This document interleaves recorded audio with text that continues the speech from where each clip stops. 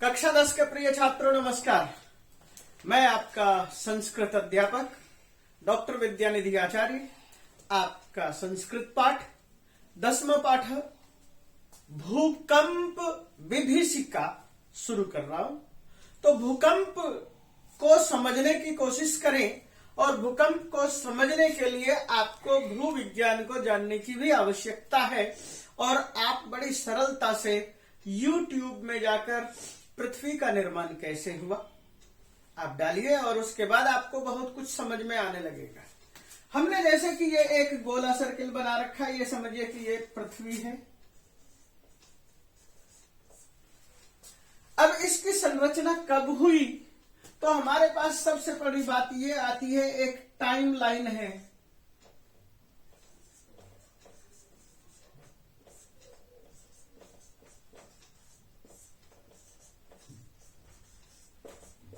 मैंने क्या लिखा, 4.6 अरब साल पहले एक विस्फोट हुआ जिसे हम बिग बैंग कहते हैं, महाविस्फोट कहते हैं।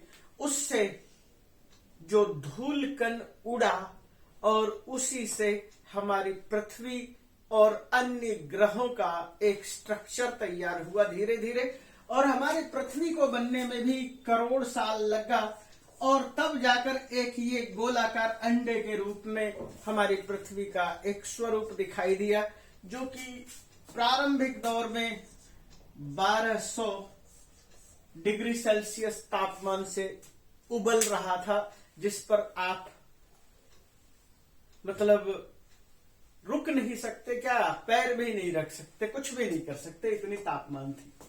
तो ये तापमान यहां भी अभी भी है।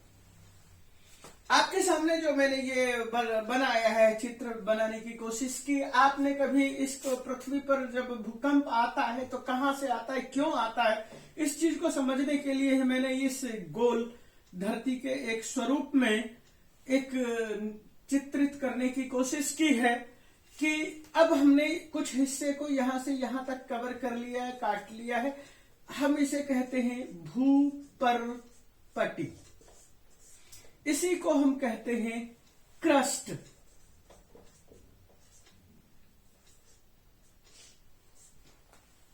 दूसरा जो हिस्सा है इसको हम क्रस्ट नहीं कहते हैं, इसका एक अलग से नाम है। ये जो क्रस्ट वाला हिस्सा है, जिस पर मतलब ऊपर से लेकर यहां तक की जो स्थिति है, ये लगभग कुछ ये मान करके चलते हैं कि 100 किलोमीटर या 80 किलोमीटर या 50 किलोमीटर का एक रेंज है जो भूपर्पटी कहलाती, क्रस्ट कहलाती है, जिसकी वजह जो कि धरती है, मिट्टी है, और जिसकी उसके नीचे का जो हिस्सा है वह एक चट्टान का हिस्सा है। और इस तरह के चट्टानों को हम कई नामों से जानते हैं, जैसे कि काइनेटिक। ये लगभग 12 प्लेट है जिससे कि पूरी पृथ्वी बनी है, और ये भी यहां से यहां तक का हिस्सा लगभग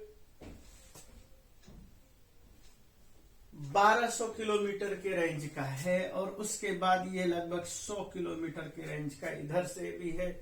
यानी कि ये जो हिस्सा है, ये जो काइनेटिक है, इसी को हमने बचपन में पढ़ा। किस तरह की चट्टान, आग्नेय चट्टान,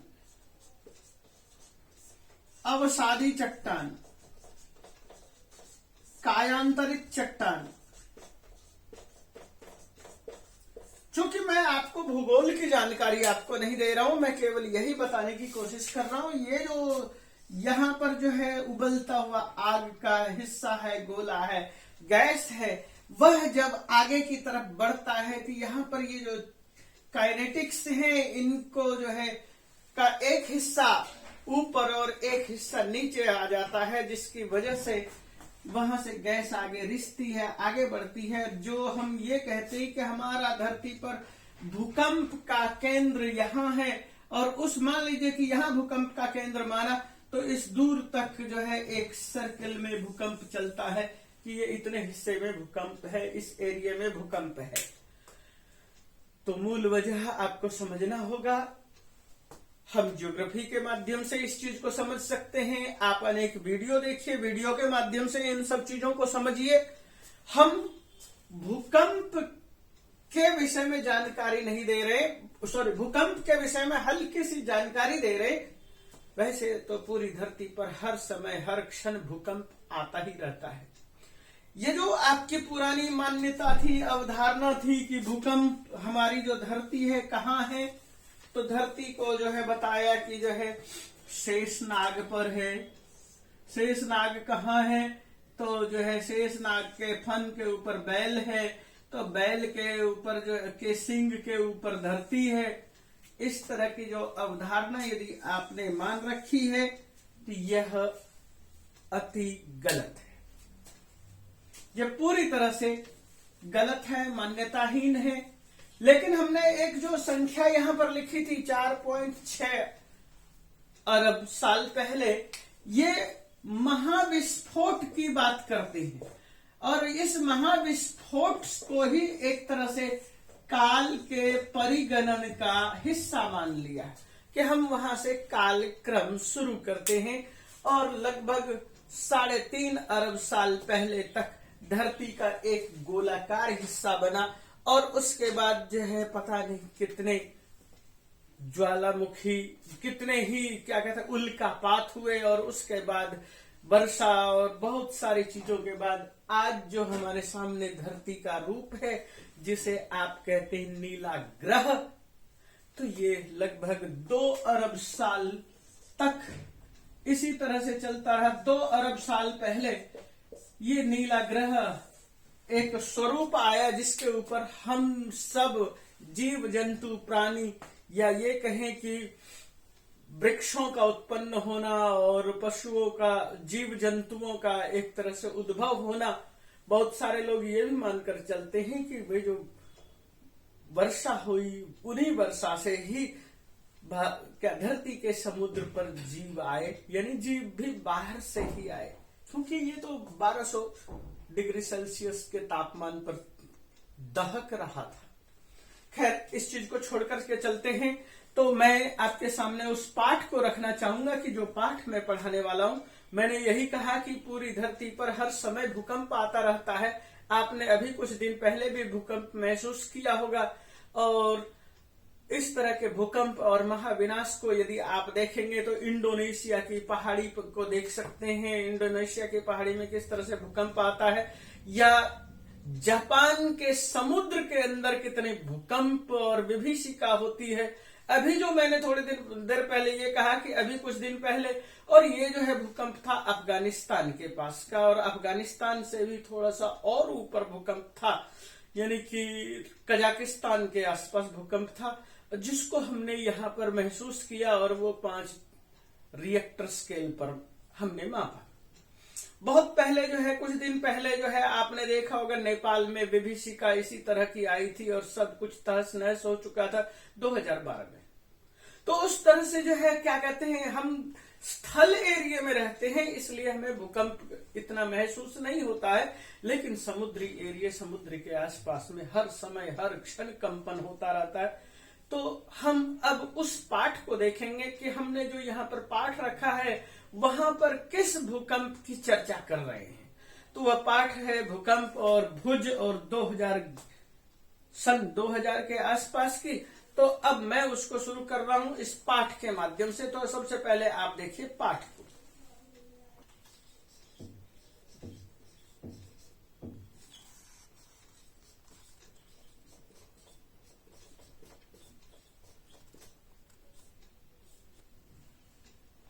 टेक्टोनिक बोलना।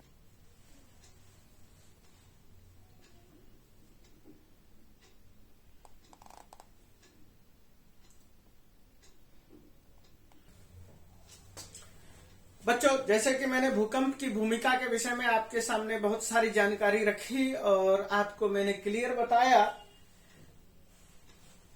कि 12 चट्टानों से के ऊपर ही हमारी पूरी धरती टिकी हुई है, और इस चट्टान को टाइटैनिक कहते हैं, टेक्टोनिक चट्टान कहते हैं। और इस चट्टान को के आपस में वो संघर्ष की वजह से ये सब होता है। ये जो संघर्ष है, आपको मैं ये भी चीजें यहाँ जानकारी दे दूं कि हम भारत में हैं, एशिया में हैं, लेकिन हम भी कभी दक्षिणी अफ्रीका में थे। तो मैं इस चीज को यहीं पर रोक करके आगे पाठ के माध्यम से शुरू कर रहा हूं। प्रस्तुतोऽयं पाठः, ये जो पाठ प्रस्तुत है, अस्माकं वातावरणे संभाव्यमान, हमारे वातावरण में संभाव्यमान, संभव प्रकोपेशु, संभव होने वाले प्रकोप, उसके अन्य तमाम भूकंपस्य विभीकाम द्योतयति, अन्यतम अनेक तरह के भूकंपों की विभीषिका को, विभीषिका का मतलब क्या, डर, उसको प्रस्तुत करती है। प्रकृतौ जायमाना आपद, प्रकृति में उत्पन्न होने वाली आपदाएं, और जैसे कि क्या है, भयावह, भय को पैदा करने वाला होता है, प्रलयम, प्रलय पैदा करता है, और उसके बाद समुत्पाद्य मानव जीवनम संत्रस्यन्ति, सारा का सारा मानव जीवन या मनुष्य या जीवन या नृ जीवन या जितने भी जीवन धरती पर, वे सब संत्रस्त हो जाते हैं। ताभी प्राणी नाम, उससे मनुष्य प्राणियों के ऊपर सुखमयम जीवनम दुखमयम संजायते, इससे सुखमय जो जीवन है वह दुख में बदल जाता है। एतासु प्रमुखा संति, इनमें से प्रमुख है झंझावात, भूकंप, जलोत्प्लव, यानी झंझावात भूकंप का मतलब क्या, तूफान के साथ भूकंप।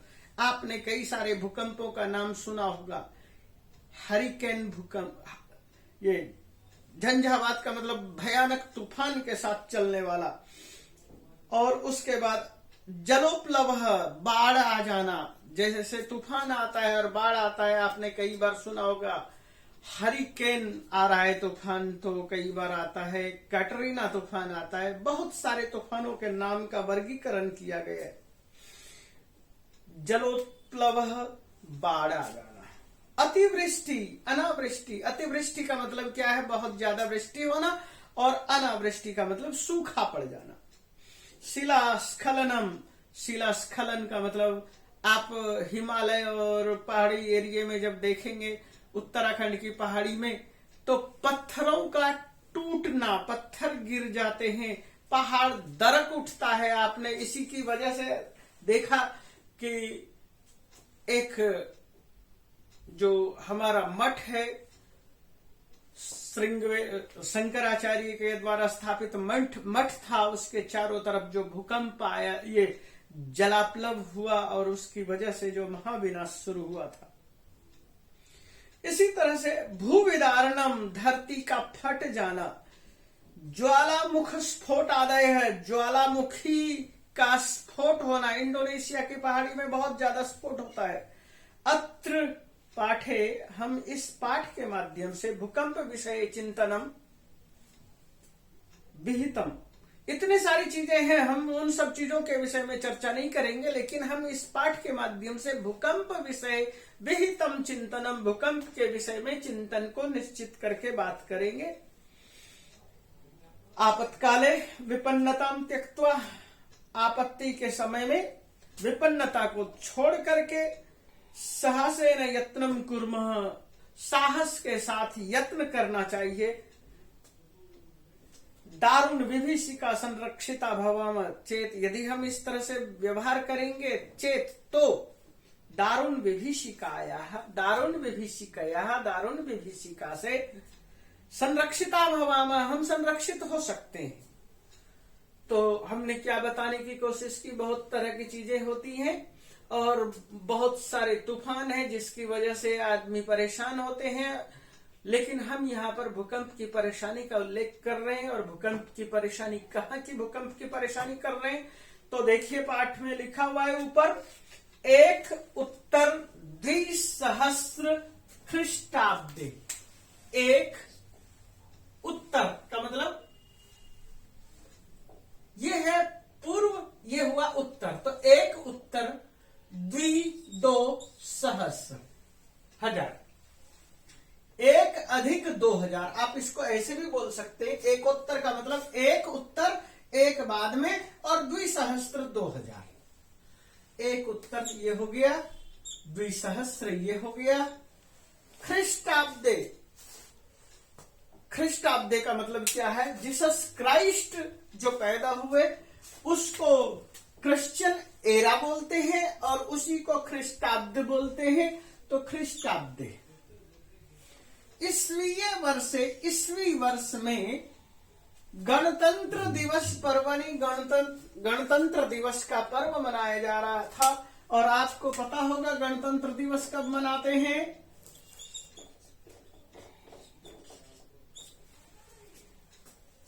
यदा समग्रमपि भारत राष्ट्रम, उस समय जिस समय समग्रम अपि संपूर्ण भारत राष्ट्रम, पूरा भारत राष्ट्र नृत्य गीत वादित्राणाम उल्लासे मग्नमासीत। उस समय क्या था? जिस समय गणतंत्र दिवस मनाया जा रहा होता है, पूरा भारत गणतंत्र दिवस के उल्लास में उल्लसित होते हैं, गणतंत्र दिवस मनाने में, उत्सव मनाने में मग्न होते हैं, हर्ष और खुशी में डूबे हुए होते हैं। तो यहां पर कहा कि उस समय क्या होता है? एक नृत्य, दो गीत, वादित्र यानी वाद्य यंत्र के द्वारा बजा करके उल्लास में, प्रसन्नता में मग्नम आसित, मग्न था। उस समय नृत्य, नाच गाना और अनेक तरह के वाद्य यंत्रों के माध्यम से उल्लास में मना रहे थे। क्यों उल्लास? उल्लास का मतलब क्या? लस, और ये लस शब्द ही लास बना है। इनको मिला देंगे, उल्लास तोरली, तो को ल में बदल देंगे। तो उल्लास का मतलब, लास का मतलब क्या होता है? प्रसन्नता, खुशी, बहुत अधिक प्रसन्नता। जब आपके अंदर प्रसन्नता उफान मार रहा होता है, आप प्रसन्नता में बल्लियों कूद रहे होते हैं, वह अवस्था। तदा अकस्मात, तब अकस्मात, अचानक। अकस्मात शब्द का मतलब होता है यकायक, अचानक, एकाएक, एव ही। ये देव नहीं है, अकस्मात प्लस एव, अकस्मादेव।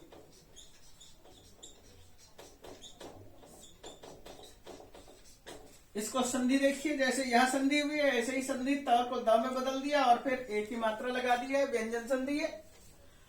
गुर्जर राज्यम, गुर्जर राज्य। गुर्जर राज्य से मतलब क्या है? गुजरात। गुजरात, आपने बहुत बार गुर्जर शब्द सुना होगा। आपके अड़ोस पड़ोस में बहुत सारी गाड़ियां घूम रही होंगी जिसके ऊपर लिखा हुआ होगा गुर्जर, और क्या लिखा होगा? वीर गुर्जर, गुज्जर। तो ये गुर्जर और गुजर शब्द कहां से शब्द आया है? ये गुर्जर प्रांत का बोधक है। वह गुर्जर प्रांत के लोग थे और प्राचीन काल में यानी कि 5वीं, 6वीं, 7वीं शताब्दी के आसपास गुर्जर, प्रतिहार, इस तरह के वंश ने भारत में शासन भी किया था। इसके अतिरिक्त ये भी कहा जाता है कि ये जो गुर्जर लोग होते हैं पूरे भारत में अनेक तरह से अपने आप को जीवन बसर कर रहे हैं और पशुपालन इनका मुख्य पेशा है और ये पशु पालते हुए एक जगह से दूसरी जगह चलते चले जाते हैं, भटकते चले जाते हैं। तो वही गुर्जर गुजरात से भटकते हुए, बढ़ते हुए पूरे भारत में फैले। आगे देखते हैं पर्याकुलम। पर्याकुल मतलब व्याकुल। विपर्यस्तम, विपर्यस्त, अस्त व्यस्त। क्रंदनम, क्रंदन। विकलम, विकल, रोने में विकल। और विपन्नम, पूरी तरह से नष्ट भ्रष्ट, च जातम हो गया। क्या हुआ? अचानक जो खुशहाल गुजरात था वह गुजरात एकदम डर गया, अस्त व्यस्त हो गया। वहां का हर आदमी क्रंदन में डूब गया, रोने में उनके अंदर विकलता छा गई। विकलता का मतलब दुख ही दुख, विपन्नता का मतलब है गरीबी ही गरीबी आ गई। कैसे आई? भूकंप दारुण विभीषिका। भूकंपस्य दारुण, भूकंप दारुण। भूकंप के भू और जोड़ कंप, हमने आपके सामने अभी थोड़ी देर पहले भूकंप की बहुत सारी चर्चा कर दी है, इसलिए मैं बार बार उसी चीज को चर्चा नहीं करूंगा। भू धरती का कंप, कांपना, कंपन होना। जैसे आप हाथ पर हिलाते हैं तो यह हिलाना कंपन कहलाता है, इसी तरह से धरती की परपटी का कंपन होना भूकंप कहलाता है। परपटी से मतलब वह क्रस्ट एरिया, क्रस्ट एरिया के नीचे दूसरा एरिया आता है जिसे हम मेंटल एरिया कहते हैं। तो हम वहां पर चर्चा उस चीज को छोड़े और यहां पर आए कि विभीषिका, विभीषिका का मतलब क्या? भयानक डर, भय, बहुत अधिक दारुण अवस्था, विभीषिका भयानक डर। समस्तम अपनी गुर्जर क्षेत्रम, सारा का सारा गुर्जर क्षेत्र यानी सारा गुर्जर प्रांत, गुजरात विशेषण च, और उसमें विशेष करके कच्छ जनपदम, कच्छ जनपद। आप गुजरात का नक्शा उठाइए और गुजरात का नक्शा उठा करके देखिए उसमें कच्छ कहां है। ध्वंसावशेष, ध्वंस जोड़ अवशेष, ध्वंस प्लस अवशेष। ध्वंस का मतलब क्या? नष्ट होना और उसका अवशेष बचना, यानी कि खंडहर में तब्दील हो गया। परिवर्तित वती, परिवर्तित हो गई, यानी परिवर्तित शब्द है, परि उपसर्ग है और व्री धातु है और उसके बाद यह तवतु प्रत्यय है और स्त्रीलिंग है, परिवर्तितवती। तो पूरा का पूरा खंडहर में बदल गया, ध्वंसावशेष हो गया। खंडहर से तात्पर्य क्या है? आपने किला देखे होंगे, बहुत सारे किला आप जानते हैं। फिरोज शाह कोटला के पास क्रिकेट का ग्राउंड है, आप देखिए उसी के आसपास फिरोज शाह के द्वारा बनाया हुआ जो कभी महल रहा होगा, जो दुर्ग था, और वो अब खंडहर में बदल गया है। तुगलकाबाद की तरफ चले जाइए, वहां पर देखिए खंडहर ही खंडहर दिखाई देंगे। आप जहां पर बैठे हैं मेहरौली, और मेहरौली के आसपास देखिए कुतुब मीनार के आसपास, जिसके लिए हम कहते हैं कि प्राचीन काल में कि कुतुबुद्दीन ऐबक ने शासन किया, आज के दौर में उस हिस्से को देखिए। आप बलबन आदि के मकबरे को देखेंगे तो आप जिस जगह क्रिकेट खेल रहे हैं वहां से आपको दिखाई भी नहीं देगा। जब आप वहां पर एकदम नजदीक जाकर के देखेंगे तो ऐसा लगेगा कि अभी भी 20 फीट की दीवार तो खड़ी है, 20 फीट से ज्यादा। लेकिन वो क्या है कि एक जमाना था कि कभी भव्य महल थे, आज खंडहर में बदल गए। केवल यही नहीं, पूरे भारत में इस तरह के अवशेष दिखाई देंगे। चिड़ियाघर के पास देखिए, जिसको कि हम किला कहते हैं, पुराना किला कहते हैं, वह भी कभी आबाद रहा होगा। तो ध्वंस अवशेष होना का मतलब खंडहर में बदल गए। भूकंपस्य केंद्रभूतम गुर्जर प्रांतस्य, भूकंप का जो केंद्रभूत था, भूकंप का जो सेंटर था, वो गुर्जर प्रांत का भुजनगरम, भुजनगर था। कच्छ एरिया में गुर्जर भुज नाम का जो नगर था वही उसका सेंटर था, केंद्र था। और वह क्या हुआ? मृतिका क्रीडनकम एवं मृतिका, मिट्टी का, मृतिका मिट्टी, क्रीडनकम खिलौना, क्रीडनकम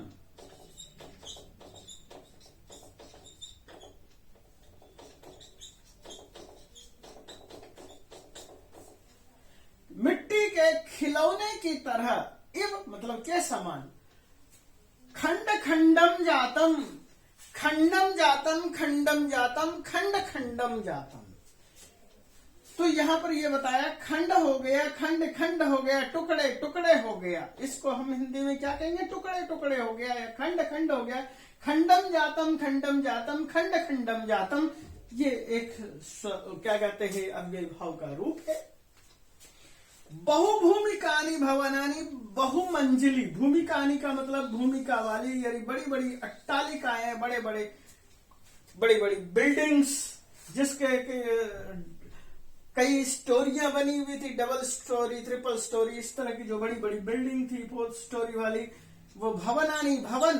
क्षणेनैव, क्षण भर में ही, क्षणेन जोड़ एव क्षणेनैव, बहुत जल्दी ही, धराशायी नहीं जाता, नहीं धराशायी हो गई, धरा पर सो गई, धरा पर लेट गई।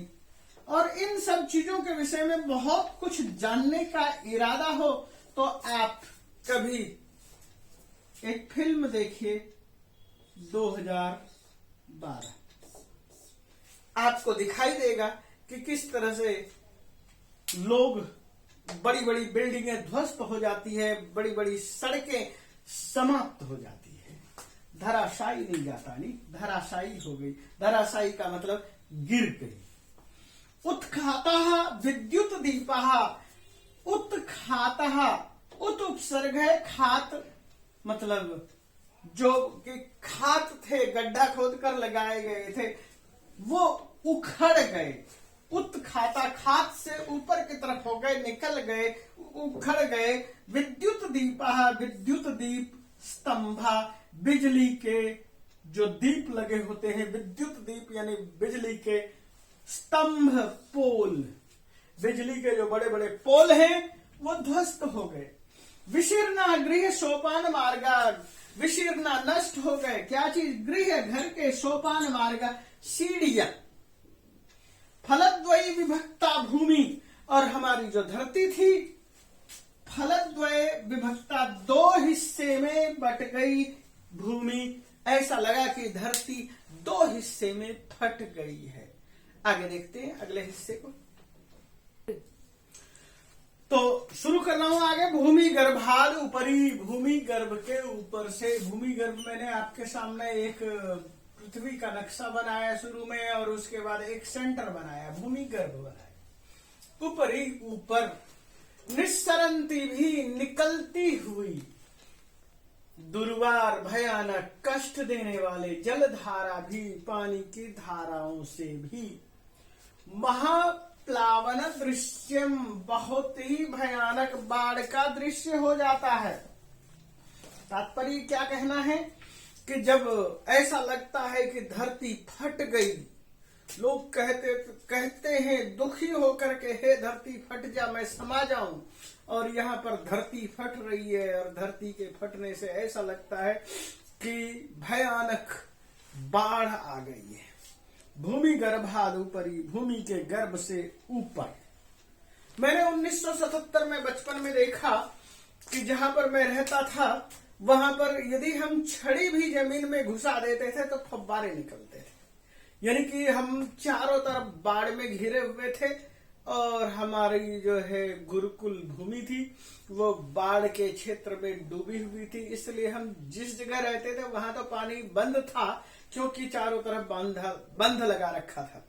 लेकिन हम डंडी को जब जमीन में घुसाते थे, 1 फीट भी जमीन में छड़ी को घुसा देते थे तो फव्वारा से निकल पड़ता था। वही चीज है भूमि गर्भाद ऊपरी, भूमि के गर्भ के ऊपर से। निस्सरंती भी, निकलती हुई। दुर्वार, बहुत कष्टदायक, बहुत भयानक। जलधारा भी, जो जल की धाराएं हैं। महाप्लावन दृश्यम, भयानक, महाभयानक। प्लावन दृश्यम, बाढ़ का दृश्य। उपस्थितम, दृश्यम उपस्थितम, दृश्य उपस्थित कर देता है। सहस्रमिता प्राणिनस्तु, हजारों की संख्या में। सहस्रमिता, हजारों की संख्या में। प्राणी शब्द का बहुवचन है प्राणिनः, तो प्राणी, प्राणी, प्राणिनौ, प्राणिनः। बलि, बलिनौ, बलिनः। इस तरह से रूप चलाएंगे। क्षणेनैव, अभी थोड़ी देर पहले हमने बताया था क्षण, क्षणेन प्लस एव, क्षणेनैव। क्षण भर में ही मृता, मर गए। बहुत ही जल्दी बहुत सारे प्राणी मर गए। ध्वस्त भवनेषु, गिरे हुए भवनों में। संपीड़िता सहस्रशो अन्ये सहायतार्थम करुणम क्रंदति स्म। ध्वस्त भवनेषु, ये भवनः, ये यानी भवनानि ध्वस्तानि, ध्वस्त भवनानि तेषु, यानी भवनानि ध्वस्तानि, ये ध्वस्त भवनानि, तेषु ध्वस्त भवनेषु। संपीड़ितः, कष्टम उत्पादितः, कष्ट, कष्टम, हा कष्टम, हा कष्टम कथयितारः। सहस्रशो, हजारों की संख्या में। अन्य दूसरे लोग सहायतार्थम सहायता के लिए करुण करुणम क्रंदति स्म, करुण करुण करुणम करुणम क्रंदति स्म, करुण करुणम क्रंदति स्म, जार बेजार होकर के रो रहे थे। स्म शब्द का प्रयोग किया है लटस्मे, यानी लट लकार का प्रयोग करके, और स्म शब्द लगाते ही भूतकाल का रूप हो जाता है। बच्चों याद रखो कि यदि वह पढ़ता था लिखना है और स पठती तो आपको मालूम है, तो पठती के साथ स्म लगा दीजिए, भूतकाल हो गया। हम भाषा पढ़ा रहे हैं, भाषा पढ़ाने का मकसद यही है कि आपके पास भाषा किस तरह से प्रवाहित हो रही है वो आप कितना समझ पाते हैं और उनका प्रयोग आप किस तरह से कर पाते हैं।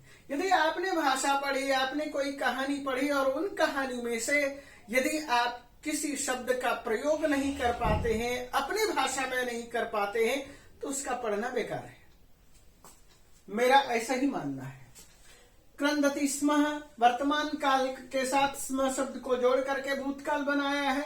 करुण करुण करुण करुणम का मतलब क्या हुआ, बहुत बुरी तरह से रो रहे थे, जार बेजार होकर रो रहे थे। आप कभी ऐसे रोते हुए दृश्यों को देखिए, फिल्मों में आपको दिखाई देंगे। आप हाय हाय भाग्य दुर्भाग्य, हाय विधाता, दैवम विधाता के लिए भी प्रयोग करते हैं, हे विधाता।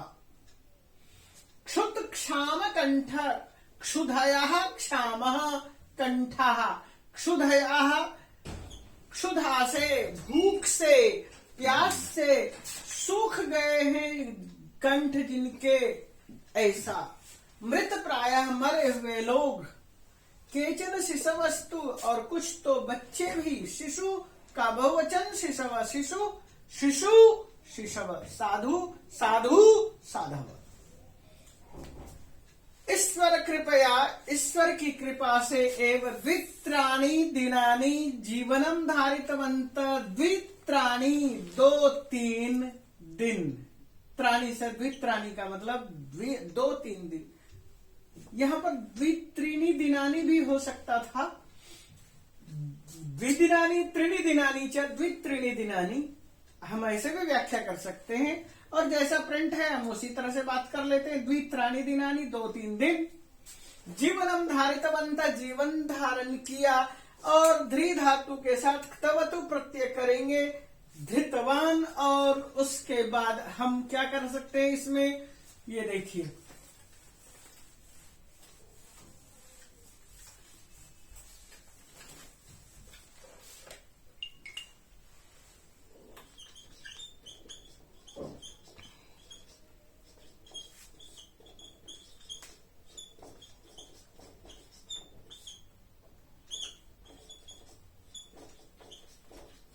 हमारे पास पुल्लिंग में ये रूप होगा और स्त्रीलिंग में ये रूप होगा।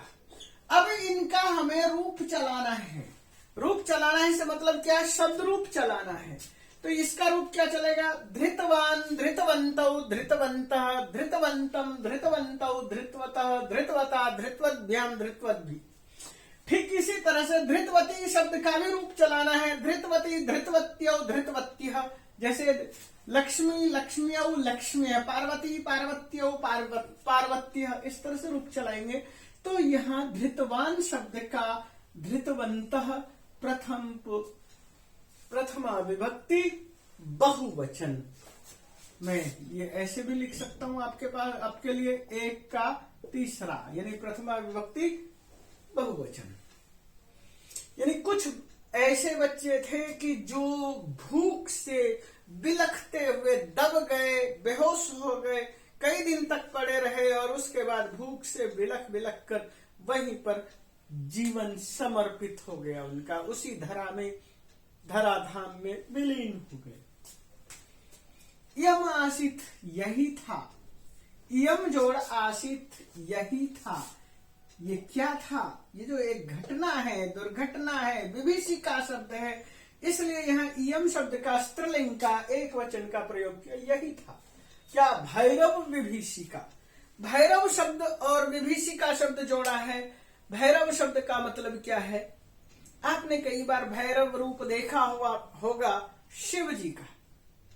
तो भैरव बताने का तात्पर्य क्या है? महाकाल, महाकालो भैरवः, वह महाकाल था, भयानक था, युद्ध के अतिरिक्त कुछ नहीं था, युद्ध तांडव।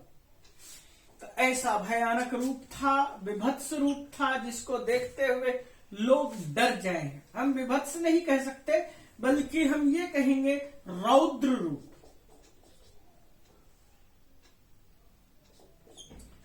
रौद्र और विभत्स में बहुत अंतर है। रौद्र का मतलब वह भयानक अवस्था जिसको देखने के बाद आपकी हड्डियां तक कांप उठे। और विभत्स शब्द का अर्थ होता है आप किसी चीज को देखते हैं और आप उसको सह नहीं पाते हैं, चाहे वो बदबू है या आपके सामने जहां से कहीं से गुजर रहे हैं और आपने देखा कि नाली है और बजाती हुई बदबू और कीड़े निकलते से दिखाई देते हैं और आप कहते छी। आप किसी कसाई की दुकान के पास से गुजर रहे होते हैं और वहां देखते हैं बकरों को काटते हुए खून की धारा गिरते हुए, आपसे सहन नहीं हो सकता है, तो उसको कहेंगे विभत्स। तो कहते भैरव विभीषिका थी। ऐसा लगा कि यह जो विभीषिका है इस पर भैरव का नृत्य चल रहा है। कच्छ भूकंपस्य, कच्छ के भूकंप के रूप में, कच्छस्य भूकंपः कच्छ भूकंपतस्य कच्छ भूकंपस्य। और क्या हुआ आप यहां देखिए, पंच 5 उत्तर आगे और 2000 ख्रीष्टाब्दे 2005 और 2000, 2000 का मतलब 2000 और उत्तर 5, उसके बाद 5, 2000 और बाद में 5 का मतलब क्या हुआ कि 2005, बाद से मतलब है आगे 5, 2000 जोड़ 5, ये लिख दिया। ईस्वी वर्ष में ख्रीष्टाब्द के विषय में मैंने आपके सामने जानकारी दे दी। बहुत सारे एरा हैं, जैसे क्रिश्चियन एरा है, हिजरा एरा है, आप शक एरा है, विक्रम एरा है। इस तरह से काल गणना के लिए बहुत सारे एरा बना रखे हैं। तो उस चीज को समझिए, और उस चीज को समझाने के लिए अभी मेरे पास इधर समय का अभाव है। अपि कश्मीर प्रांते, कश्मीर प्रांत में भी, अपि यहां भी का प्रयोग करेंगे, अपि कश्मीर प्रांते, कश्मीर प्रांत में भी, और पाकिस्तान देश है, पाकिस्तान देश में धराया धरती का महाकंपनम जातम, महाकंपन हुआ। अब आपके सामने प्रश्न होगा, कश्मीर प्रांत भी कह रहे हैं और पाकिस्तान भी देश कह रहे हैं, तो ये कैसे हुआ? तो आपने सुना होगा एक शब्द LOC। LOC क्या है? Line of control. भारत का वह हिस्सा जो कि कश्मीर का जो वह हिस्सा जो कि कुछ हिस्सा पाकिस्तान में है और कुछ हिस्सा भारत में है। ऐसा कैसे हुआ? इस चीज को जानने के लिए आपको 1947 में जाना पड़ेगा, और 1947 के 10 अक्टूबर से 22 अक्टूबर तक का इतिहास जानना पड़ेगा। किस तरह से वहां के राजा हरि सिंह ने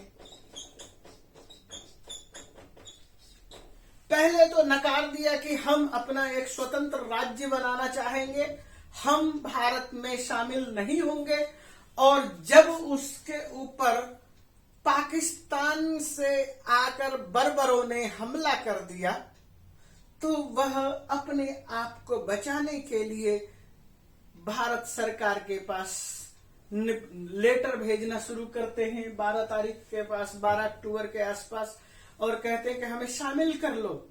और उसके बाद यहां से जो है विमान से जाते हैं, देख कर आते हैं, फिर वहां पर देखते हैं, फिर लौटते हैं, फिर जाकर देखते हैं, राजगोपालाचारी आदि बहुत सारे लोग, और इसी में बहुत सारा समय गुजर जाता है। तब तक वो जो कबीले के लोग थे, वे कबीले के लोग बहुत दूर तक भारत कश्मीर के बहुत सारे हिस्से में घुस चुके थे, और उन्होंने जो वहां पर तांडव मचाया उसको मुंह से नहीं बोला जा सकता।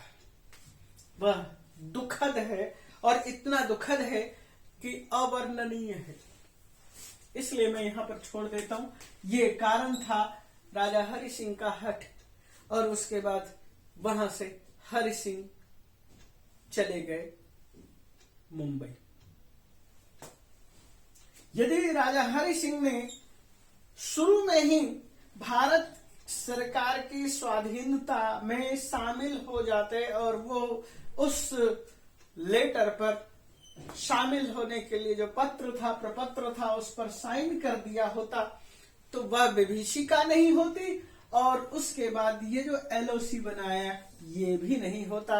यानी कि हम पाकिस्तान को में क्या कहते हैं, कश्मीर अधिकृत पाकिस्तान, लाइन ऑफ कंट्रोल के हिस्से का पाकिस्तान कश्मीर, और लाइन ऑफ कंट्रोल के दूसरे हिस्से का पाकिस्तान के द्वारा ऑक्यूपाइड कश्मीर, उसको कहते हैं POK, पाकिस्तान ऑक्यूपाइड कश्मीर।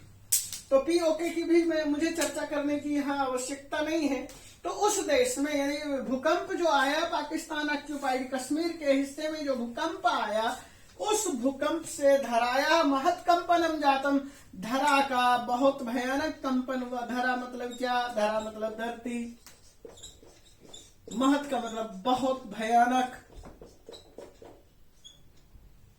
और कंपनम का मतलब कंपन, कांपना। धरा पर, पृथ्वी पर बहुत भयानक कंपन जातम हुआ। यस्मात् कारणात्, जिस कारण से लक्ष्य परिमिता जना, लाखों की संख्या में लोग, लक्ष्य परिमिता जैसे वहां सहस्त्र परिमिता था, यहां लक्ष्य परिमिता है, लाखों की संख्या में लोग अकाल काल कबलिता, मृत्यु के गोद में चले गए। अकाल यस्य कालो अधुना नास्ति, अकाल, काल से अभाव अकाल, न काल अकाल, जो काल का समय नहीं है उस समय यदि काल आ जाता है तो वह हो गया अकाल। उसके काल में कबलित हो गए, उसके अकाल के काल में, समय में कबलित हो गए, यानी कि उसके कहेंगे कि काल के, महाकाल के दाढ़ में समा गए, यानी कि मर गए। इसको हम दूसरे शब्दों में क्या कहेंगे? दिवंगत हो गए। बच्चों मैं ये बता रहा हूं इसलिए कि आप काल के दाढ़ में समा जाना, दिवंगत हो जाना, मृत हो जाना, इस तरह के शब्दों का आप हिंदी में भी प्रयोग कर सके। पृथ्वी कस्मात् प्रकंपते। अब वापस उस प्रश्न पर आते हैं जिस प्रश्न से हमने शुरू किया था पाठ, और मैंने आपको कहा था कि आप इस पर कुछ वीडियो देखें। पृथ्वी कस्मात् कंपते, पृथ्वी क्यों कांपती है? कस्मात् किस लिए? कंपते, प्रकंपते, कंपते, कंपेते, कंपनते, इस तरह से जो है आपके पास रूप होता है, जैसे सेवते, सेवेते, सेवंते, कंपते, कंपेते, कंपनते, कंपसे,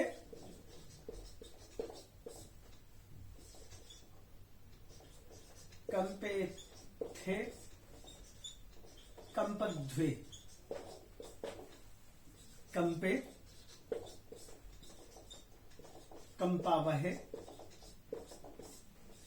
कंपामहे। ये क्या है? लट लकार, वर्तमान काल। धातु क्या है? कम।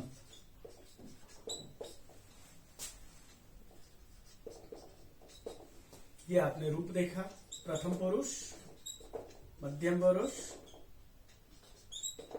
और उत्तम पुरुष। मैंने आपके सामने ये रूप लिखा। क्यों लिखा? कि आप उत्तम, ये आत्मनेपदी धातु से भी बराबर रूबरू रहे, परिचित रहे।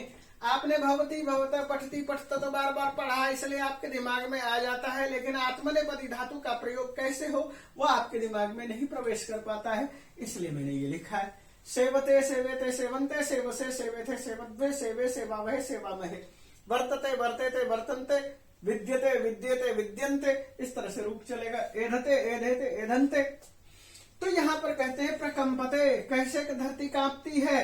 वैज्ञानिका इति विषये कथयन्ति, वैज्ञानिक लोग इति विषये इस विषय में कथयन्ति कहते हैं यत् पृथिव्या अंतर्गर्भे, पृथ्वी के अंतर्गर्भ में, मैंने आपके सामने पहले बताया था, वो जो हमने बताया लिथोस्फेयर, जो मेंटल का हिस्सा है वो है लिथोस्फेयर, और उससे जो नीचे का हिस्सा है वहां पर विद्यमान, वहां पर लिथोस्फेयर में विद्यमान बृहत्य पाषाण शिला, बहुत सारी बड़ी बड़ी पाषाण की, पत्थरों की जो शिला है, चट्टान है, जैसे कि मैंने आपको बताया इससे पहले टाइटैनिक, कायांतरित चट्टान और काइनेटिक कहेंगे और बहुत सारे नाम आते हैं, टाइटैनिक। तो उन चट्टानों से क्या होता है, उसका आपस में जब संघर्षण होता है, एक चट्टान दूसरे चट्टान की तरफ बढ़ती है, तो उसके घर्षण के इस बस से त्रुट्यन्ते, जो हिस्सा टूटता है, दरकता है, तो एक हिस्सा नीचे की तरफ हो जाता है और दूसरा हिस्सा ऊपर की तरफ उठ जाता है, और वहां से जो लावा प्रस्फुरित होता है। ये अवस्था है, इसको और आगे देखते हैं। तो जैसा कि मैंने आपके सामने अभी रखा कि वैज्ञानिक क्या कहते हैं उस दृश्य को, उस दृष्टिकोण को, कि हमारे पास जो है, जो चट्टान है, टेक्टोनिक चट्टान है, उसके संघर्षण से जब धरती कांपती है तो क्या होता है, तदा जायते भीषणम स्खलनम, उसके बाद भीषण स्खलन होता है। स्खलन का मतलब क्या होना, स्खलित होना, एक हिस्से से दरार पड़ना, और दरार जब भी होगा तो आप देखिए कि दरार होने के बाद भी होते ही जो है आप अंदर की चीजें बाहर की तरफ आएंगी। स्खलन जन्यम कंपनम, और स्खलन के होने से कंपन, तदैव वही, तदाजोड़ एव तदैव, भयावहम भयम ददाति इति भयावह, भयावह भयानकम।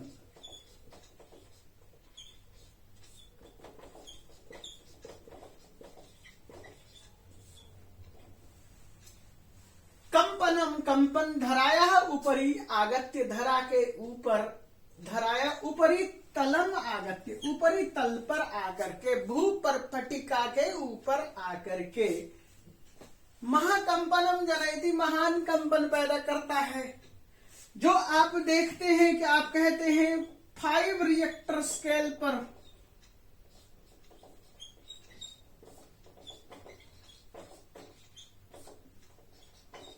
रिएक्टर स्केल पर या 5.5 रिएक्टर स्केल पर जो है वो कहते हैं कि भूकंप आया, तो आप एक सेंटर देखते हैं, सेंटर के ऊपर के, वो जो सेंटर है जहां पर हम धरती पर खड़े हैं, उस जगह से जो वो जो सेंटर है, यानी कि भूकंप जहां से चला, वो लगभग 25 किलोमीटर नीचे से आ रहा होता है।